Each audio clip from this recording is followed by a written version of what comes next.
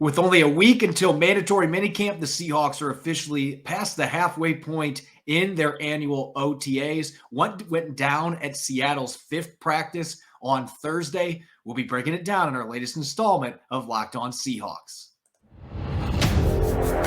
You are Locked On Seahawks, your daily Seattle Seahawks podcast. Part of the Locked On Podcast Network, your team every day.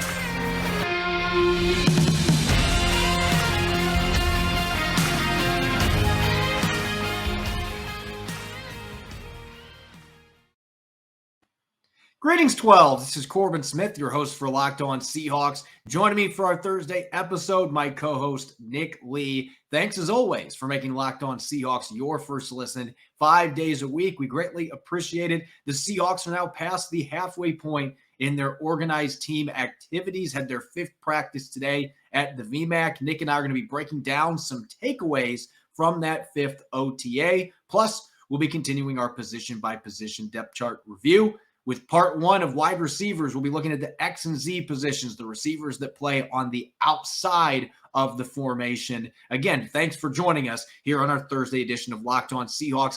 Now for your lead story.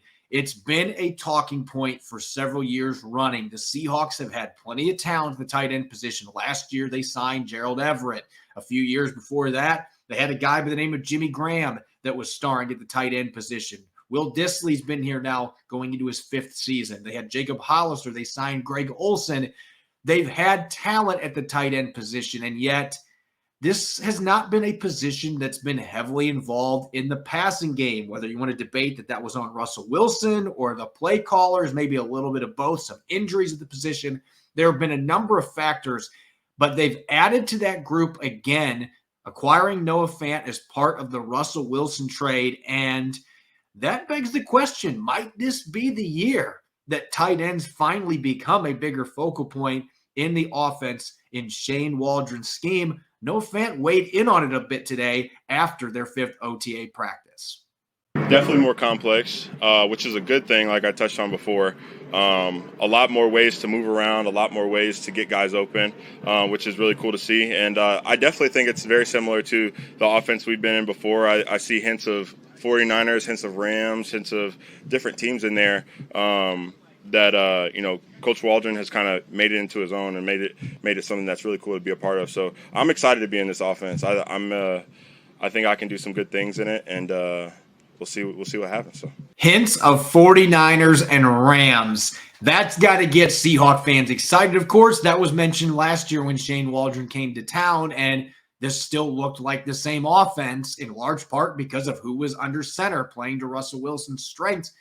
But now that you've got Drew Lock and Geno Smith competing to replace him, Nick, again, might this be the year? We've been talking about it, I feel like, ad nauseum for the last 2 or 3 years. Could this finally be the year that tight ends truly become a bigger focal point in this passing game?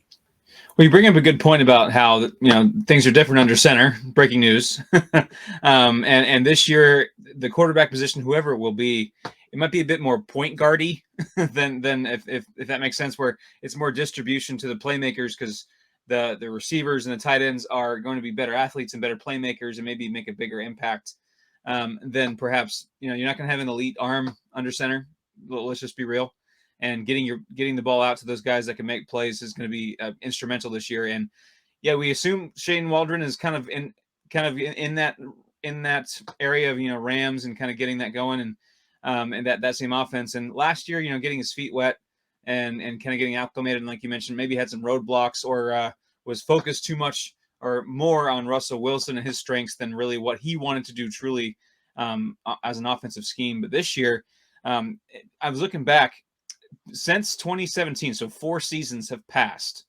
So you have the top two, and before DK Metcalf, it was Doug Baldwin, but it's usually been the DK Metcalf and Tyler Lockett show on the top two for receiving yards on the team, leading the team. And then there's a huge drop-off, and not since 2017 has there been a third player with at least 500 receiving yards.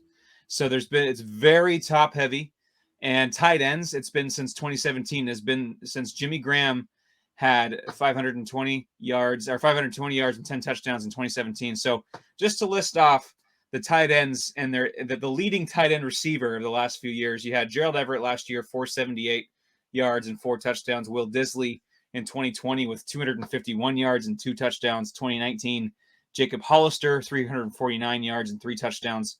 And then Nick Vannett in 2018, that household name, 269 yards and 3 touchdowns in 2018 following Jimmy Graham. So in the post-Jimmy Graham era, the Seahawks have not had a tight end eclipse 500 yards or 5 touchdowns. I think the touchdowns is maybe the thing that's most alarming, because you think about some of the players they've had. I mean, early in Will Disley's career, before those catastrophic injuries that he had, he was scoring a bunch of touchdowns in limited action. Greg Olsen was known for scoring touchdowns. He had 1 in his lone season with the Seahawks before announcing his retirement. Jacob Hollister that one year had 3, but there were missed opportunities with him in 2020. I would say this. Of the last 4 years, 2020 to me was the most disappointing when you look at the tight end production, with Will Disley leading the team. Even though they had Greg Olsen, they brought back Hollister. For him to lead the team with under 250 receiving yards that year and not being able to find the end zone much, that was a major issue, especially in the second half of the season. I still believe that was one of the biggest problems that led to this offense sinking the way that it did in the second half.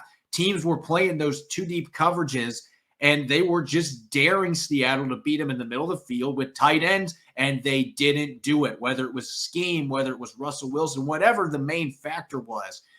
The Rams played to that in the playoff loss at Lumen Field. There were so many opportunities to hit the Rams in the middle of the field. They were leaving those tight ends open, and either Russell Wilson wasn't throwing it to him or the tight ends weren't getting the ball to him because of the scheme. Whatever the case, the Rams were able to really subdue this offense, as a lot of other defenses did in the second half of that season, and it really stopped Russ from cooking. They've got to find a way with the quarterback situation. You're not going to be chucking it downfield with Drew Lock or Geno Smith a bazillion times to Tyler Lockett and DK Metcalf. If this offense is going to be functional and have a efficient passing game, you're going to have to get the ball to Noah Fant, Will Disley, Colby Parkinson. Let those guys work. And that's been one thing from OTAs that I've seen so far. These quarterbacks are attacking the middle of the field. There's only so much you can take from these practices, but it is evident to me, just based on what I'm seeing, that is going to be a bigger priority. The players are saying it, and I'm still buying into it this year, especially with the quarterback change. That could be one positive change with this offense with a new quarterback. Yeah, it's not just tight ends, too. They haven't had a receiver reach 500, a third receiver at all. Any pass catcher reach 500 yards in the last 4 seasons, which is problematic. And when I look at what Noah Fant mentioned with the Rams, Tyler Higbee, I think, is a great example of something I'd like to see here. Noah Fant is no stranger to this as well. Tyler Higbee's usually good for 550 yards, 5 touchdowns, 4 or 5 touchdowns. I think that'd be great if a Noah Fant could get that here. Noah Fant last year had 670 yards, 4 touchdowns. He's in his 3 years, he's actually averaging 630 something receiving yards and 3.5 touchdowns. So a number line like that, I think would be awesome to get 600 plus yards and approaching 5 touchdowns. I think would be right around where you'd like to have your tight end, especially when you have 2 Pro Bowl receivers and Tyler Lockett and DK Metcalf doing their thing. And like you mentioned with the quarterbacks, they got to take what they give them. I think this offense, what I hope I see from this offense this year is more of take what they're giving us, not forcing things, not trying to make so-and-so happy, just taking what they give us. That might be a 3-yard dump to the tight end. That might be a quick slant. That might be this or that. It might not be sexy at times, but right now the Seahawks aren't sexy, and that's okay. They can get there. They can do some crunches, work those abs. They're not ready for that Top Gun Maverick scene on the beach. They're not ready for that yet. They got some exercise to do, but I think this is a great exercise to get these tight ends involved in the middle of that soft underbelly of the middle of the field and do some damage. And we talked about this going into last season with Waldron, that coming from Sean McVay's coaching tree, and Sean McVay previously being with Kyle Shanahan in Washington. I mean, all those connections, that Waldron wants to move his tight ends around and he wants to get them involved. And last year, that just never really came to fruition. Everett had a few nice games, and he got more involved in the second part of the season. But they need more consistency, and I think Noah Fant can bring that to them, Still a very young player, great athleticism, great hands, can stretch the seam. You got a couple other solid tight ends as well. So there's no excuse. That is going to be critical for this offense to stay on schedule. So I'm excited. I've been excited the last couple of years thinking that this offense was going to have tight ends more involved. Now I truly believe that we are going to see that. Maybe not the most dynamic offense overall, but I expect to see more tight ends involved in the passing game. Coming up next year on our Thursday edition of Locked On Seahawks, Nick and I are going to be looking at today's OTA, what went down, some observations from the VMAC. At BlueNile.com, you can celebrate all of life's special moments, from creating the custom engagement ring of her dreams to gifting a classic and timeless jewelry piece, all at prices you won't find at a traditional jeweler. Whether you're ready to pop the question or you're celebrating a milestone moment, find jewelry as unique as her with the modern convenience of online shopping at BlueNile.com. Build the engagement ring of her dreams or celebrate life's special moments with fine jewelry. No matter what you're looking for, Blue Nile has jewelry experts on hand 24/7. Make your moment sparkle with jewelry from BlueNile.com. And Locked On Sports listeners get $50 off purchases of $500 or more. This podcast exclusive includes engagement. Again, use the code Locked On. That's Locked On. Plus, every order is insured, ships free, and arrives in discreet packaging that won't give away what's inside. Shop stress-free and find your forever piece. Go to BlueNile.com today. You're listening to the Locked On Seahawks podcast, Thursday edition. I'm your host, Corbin Smith. Joining me for today's episode, my co-host, Nick Lee. Thanks as always for making Locked On Seahawks your first listen 5 days a week. We have an important favor to ask you. We've put together a survey so we can learn more about our listeners like you and make your favorite Locked On podcast even better. This is your opportunity to tell us what you like and don't like about Locked On Podcast. Go to lockedonpodcast.com/survey right now to get started. It won't take very long, and everyone that completes the survey can qualify for a chance to win one of 10 $100 Ticketmaster gift cards. To take our audience survey, go to lockedonpodcast.com/survey. Thanks for your help. The Seahawks today had their 5th OTA practice. They're only holding 9 of them this year, at least based on the schedule. And it's a bit of a different offseason for Pete Carroll and company, because the Seahawks are doing mandatory minicamp sandwiched in the middle of their OTAs. They're going to have their 6th one coming up tomorrow, and then next week, 3-day minicamp, and then they have a few OTAs after that, and then it's break time until training camp. So the Seahawks were in action today. Again, as Pete Carroll has called it, it's fake football, not a lot of real football going on in the field this time of year, but still plenty to talk about. And of course, Nick, we got to start at the quarterback position. And I was in attendance today. Don't put too much stock in this because, again, it is an OTA. It's 7-on-7. There's no 11-on-11 team drills on the actual practice field. No contact, you name it. But Drew Lock today clearly won the quarterback battle for today's OTA. 5 touchdown passes during 7-on-7, including a pair of them to Cody Thompson. Also had one to Marquise Goodwin. And Geno Smith had a solid day completing passes, but did not throw any touchdowns. Again, this is not going to determine who starts in week 1. This is not going to decide the job. But certainly Drew Lock looks like he's getting more comfortable with some of the receivers on his new team. And he seems to have a pretty good idea on the playbook as well. And Shane Waldron was hitting on that in his press conference today after the practice. Yeah, obviously you got to take this with a Mount Rainier size, grain of salt for sure. Drew Lock, right now for him, it's about getting comfortable. Like you mentioned, it's about getting comfortable with the scheme, getting comfortable with his personnel around him, his line, his receivers. And so if you can come away with OTAs more comfortable in your situation and more confident, I think that's a win. Now you're not going to, like you said, you're not going to win any starting jobs there, and you're probably not going to lose any starting jobs there. It's just to get comfortable, get familiar, especially with just the turnover and the unfamiliarity that is the Seahawks in 2022. This is an important time, but also a time where you don't want to put too much stock in a ton of these. And, for one, it's underwear Olympics, like we like to say. And also there's nothing else to talk about. This is the football we got right now. So we're going to have to roll with it.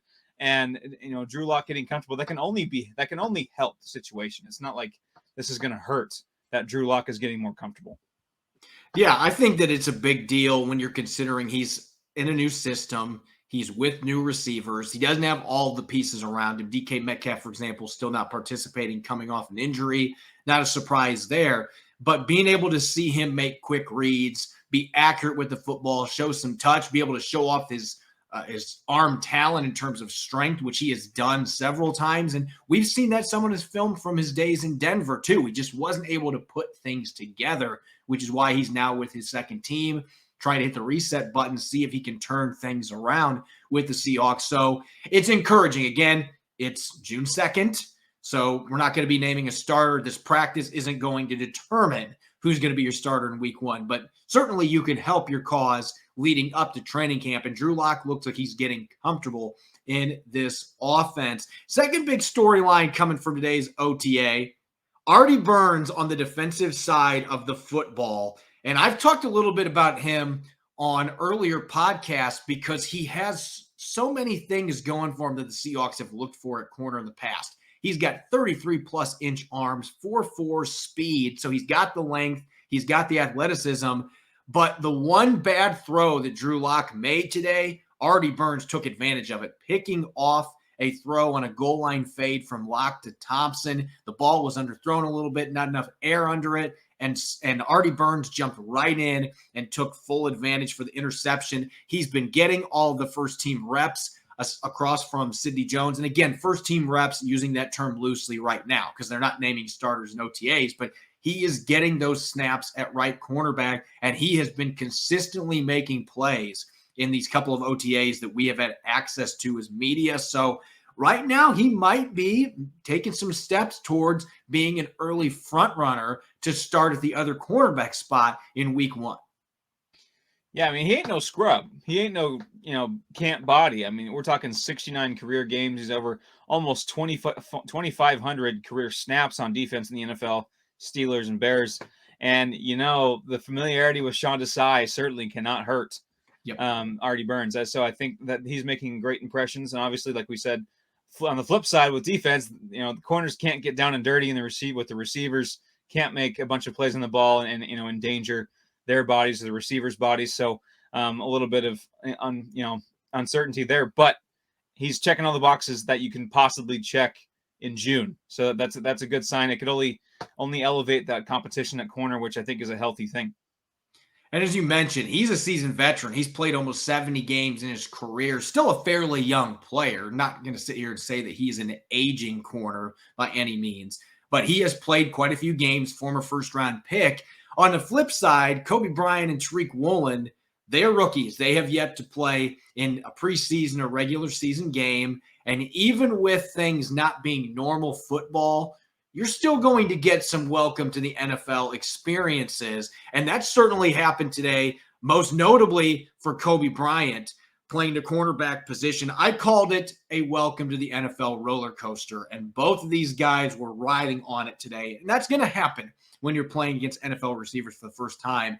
Bryant had one play where he was in the end zone in pretty darn good coverage on Freddie Swain. He got a fingertip on a throw by Drew Lock, and this is where Drew Lock's velocity comes into play. If this was a quarterback that didn't have a hose, as John Schneider called it, this is a guy that has a little less oomph on his throws.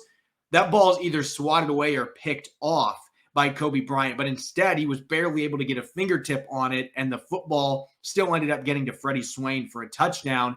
And then the final play of 7-on-7s right before they went in for the day, taking a shot down the right sideline. And Drew Lock makes a perfect throw to the back corner, the back pylon, and Thompson scores his second touchdown of the day. So some rookie learning moments for him. And Tariq Woolen had some similar things that he had to deal with today. He gave up a touchdown in the end zone. Marquise Goodwin showing off his quickness, took a step inside like he was running a slant and then broke out to the corner, and Woolen was not able to get that 6'4" frame turned quick enough, and Goodwin ends up scoring the touchdown. Woolen did get a little bit of revenge a few plays later by picking off Jacob Eason. Looked like he got shot out of a cannon coming out of his back pedal in the end zone and picked off Eason for his first practice interception, at least ones that we've seen in practice.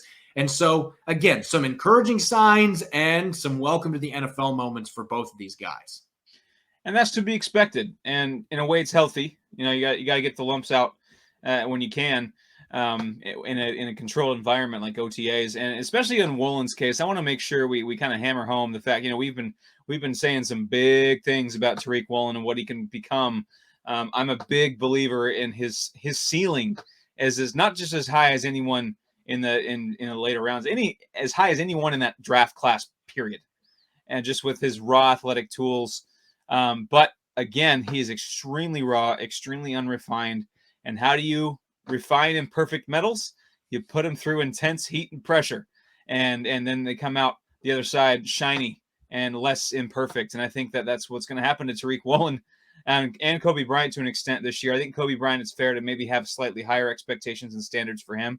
But for Woolen especially, there's going to be some refining moments this year, even during the regular season. I'm hoping he gets on the field enough to have those, because I'm a huge fan of him and what he can become. But there's going to be some refining and some melting down first before he can become that polished product. And today's showed that obviously both of them being rookies, even though Bryant is coming into the league much more polished, there are still going to be some growing pains for him. Every rookie is going to have to deal with that. And Cody Thompson got the better of him a few times today. Freddie Swain got the better of him. And he's going to lose some battles. You lose battles in the practice field. Richard Sherman lost battles on the practice field over the years. So that's what you have to remember when you're watching these practices. Last but not least, there's a couple certainties in life. There's going to be life, death, taxes. And I think we need to add a fourth one to the mix.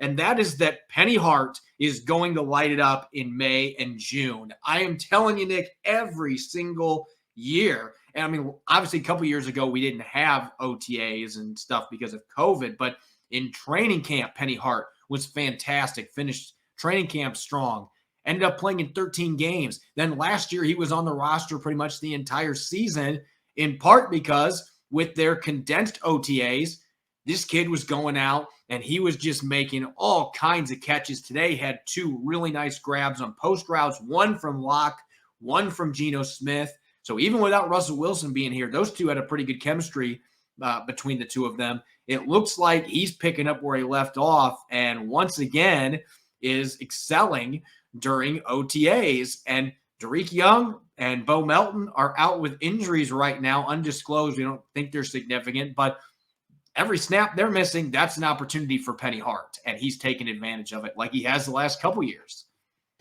Yeah, I mean, the last couple of years, he's been first team all offseason, if that was the thing. That's not a knock either. He's working his butt off. That's not to say that he's not worthy of a roster spot, or that he just shines in those moments and kind of fades off. He just works hard, and he's just one of those guys that he rises to the occasion in the offseason and takes advantage of those opportunities. There's something to be admired about that. So yeah, Penny Hart's just an easy guy to root for.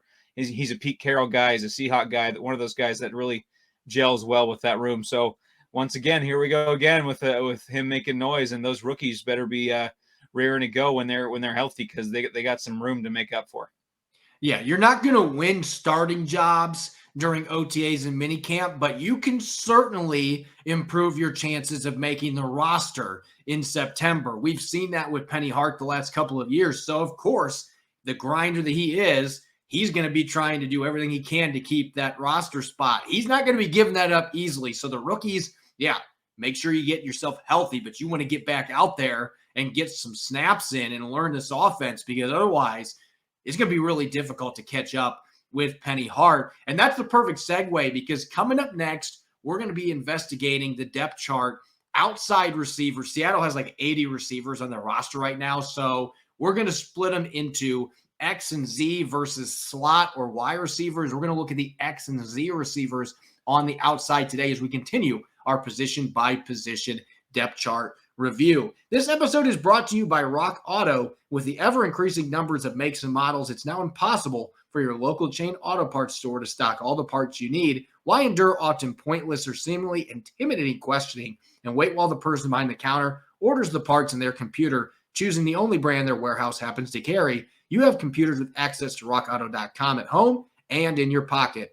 Why choose to spend 30, 50, even 100% more for the same parts from a chain store or car dealership? For example, a Honda Odyssey fuel pump might be $353 at a chain store, $216 on Rock Auto. Rock Auto prices are reliably low for every customer. They have everything you could possibly need, whether it's brake parts, tail lamps, motor oil, even new carpet. Go explore their easy-to-use website today to find the solution to your auto parts needs. Visit rockauto.com right now and see all the parts available for your car or truck, and write Locked On in there. How'd you hear about us box so they know we sent you. Amazing selection, reliably low prices, all the parts your car will ever need.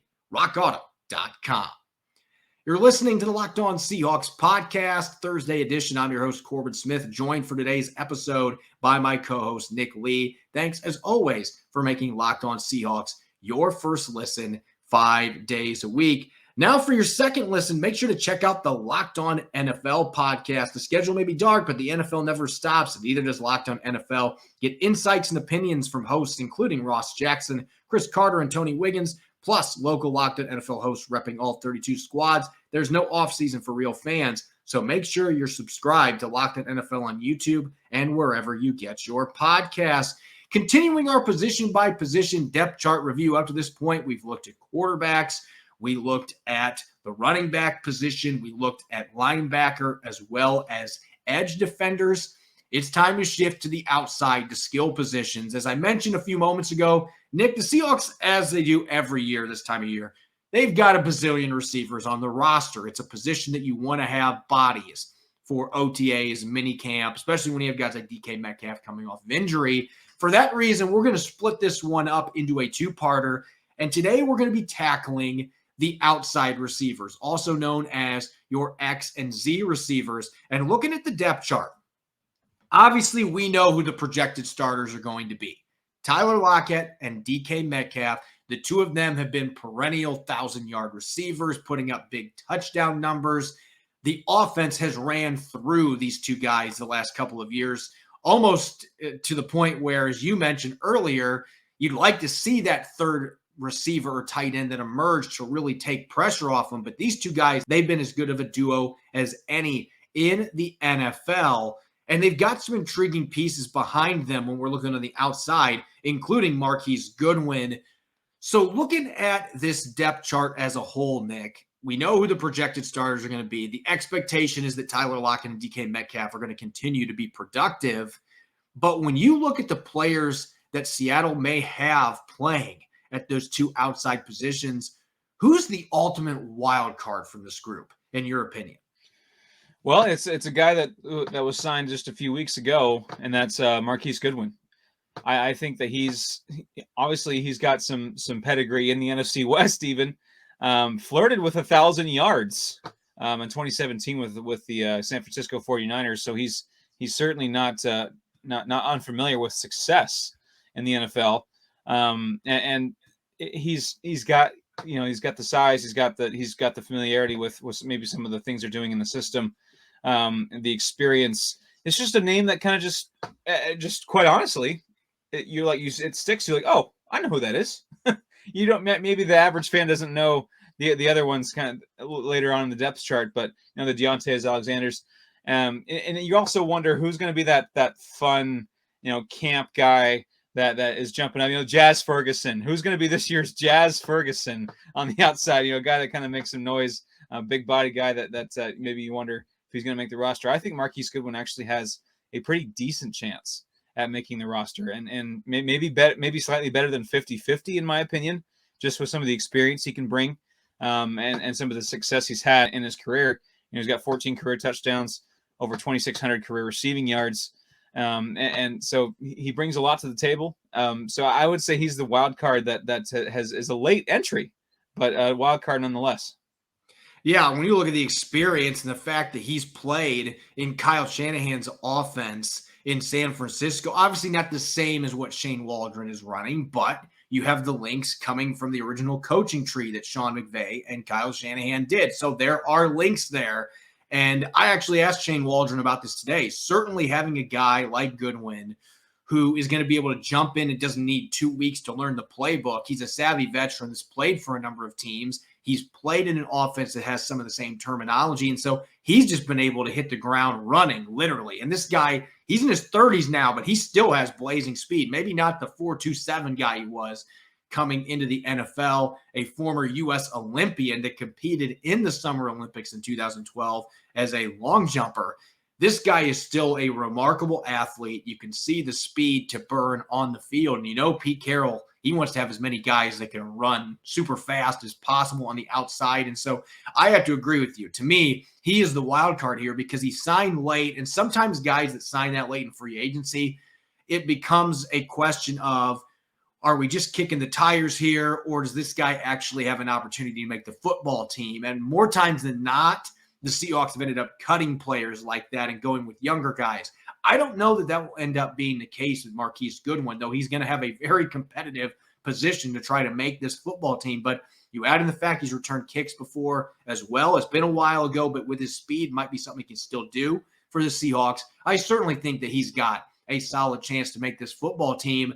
Now, next, let's talk sleepers here. Guys that their names aren't being mentioned at all. Marquise Goodwin, at least, is a somewhat household name. But who would be a player on this depth chart that isn't being talked about right now that we might be talking about come August? Who is the Jazz Ferguson of this group, as you mentioned? There's always a Jazz Ferguson. For me, it's Derek Young. He's got all the tools. 6'3", 220. You got the size. You got the 4.44 speed. The cone drill, I think it was at 6.88 or something pretty darn good there. 3 cone drill. So the athletic traits are all there. Obviously, the small college thing might scare some people, but there's been some perfectly fine receivers that have come from smaller schools that have come later in the draft, and I think this is a guy. He's a sleeper. So he's a 7th round pick. That's the definition of a sleeper. Is a guy that is taken that late or even not drafted that has those skills that just maybe needs a few more things to come together, some polishing from NFL caliber coaches or systems. And I think that he's a guy that can rise up and make this roster, health willing, of course. But I just like the size combo with the athleticism. Yeah, I would agree with you on Derek Young for this one, but I'm actually going to go with a veteran who had a really good day today. I've mentioned him a couple times. Cody Thompson finally got his chance last year, late in the season, to play in a few games.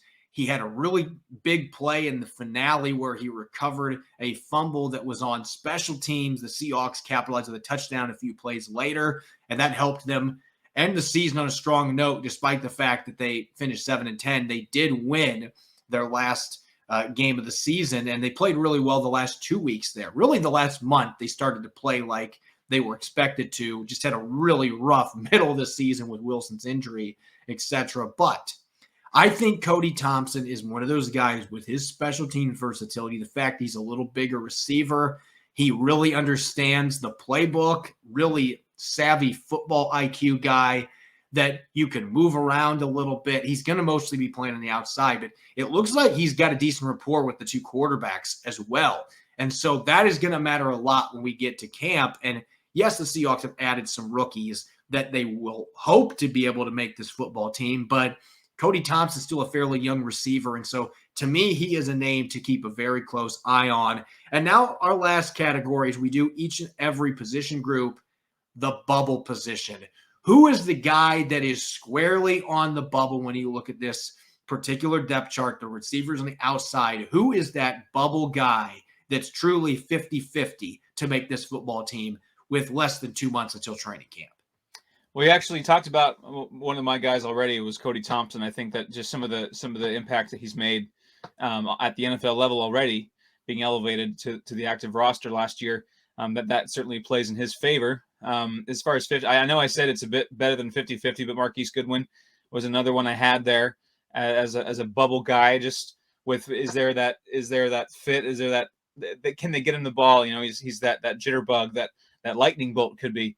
Or at least he was at one point with the Niners. I know age is maybe started to creep in a little bit there. But there's a guy who I think really should have his own endorsement by Double Bubble because he's Mr. Bubble. And I know you want to talk about him because I know you're a big fan of him as well. And that's Penny Hart. He needs to have his own Double Bubble endorsement because he is Mr. Bubble. And that's, again, not a knock. He's always there. He's always scratchy and clawing and he works hard, and he's going to be right there every time he's on the Seahawks roster. You and I were talking about it before the show, and I just cannot shake the idea that Penny Hart is the Seahawks' Austin Powers. He just loves to live his life dangerously. He is always on the edge. And like you said, it's not a bad thing. This is, every team's got multiple guys that fit this bill that truly are bubble fringe players that Great are teams good enough need a Penny to be Hart on an NFL roster, but they're not necessarily guys that are going to move the needle. That's not a bad thing. That's not an insult. I mean, these guys are sticking around in the NFL. Penny Hart's had 30 games of experience the last 2 years, mostly playing special teams. But I mean, that's what makes him so intriguing, is that this is a guy that does all the dirty work that the Seahawks and every other team's looking for from back in the depth chart receivers. He makes tackles on kick and punt coverage. He's got prior experience returning kicks. He hasn't done that in Seattle, but he can do it if they ask him to. He can run the football some. He has that positional versatility. And as we mentioned last quarter, the guy just makes plays on the practice field. He is the opposite of Allen Iverson. He's not going to be complaining about practice. This guy just wants to talk about practice, put up big numbers. So again, he is permanently on the bubble, but he keeps finding ways to get on the good side of it. Even when he gets cut, they bring him back on practice squad. He's been too valuable in terms of being that do-it-all, special teams, scrappy receiving type. He's still only 25 years old. He plays faster than his 40 time coming out of Georgia State. He's just a fun player. And so, yeah, I don't think there's any other pick here. This guy is squarely on the bubble. He is the Seahawks bubble player when you look at all of the positions. And he's going to be in the mix, as we mentioned earlier. Drake Young, Bo Melton, every other receiver that's battling for one of those last couple spots. You better be on the field and you better be getting reps in and doing the most you can with those reps, because if you don't, Penny Hart is not going to give up his roster spot easily. And that really is what makes this position fun, because there's a number of guys that could make this football team at receiver. There's a lot of depth. There's a lot of talent, and only so many spots on the roster for players to make this football team. As always, we greatly appreciate you making Locked On Seahawks your first listen 5 days a week. You can follow me on Twitter at Corbin Smith NFL. You can follow Nick at Nick Lee 51. Coming up on our Friday episode, I'll be tackling your questions on our weekly mailbag segment, plus continuing our position by position depth chart review with slot receivers on the outside. Enjoy the rest of your Thursday. Thanks for listening. Go Hawks.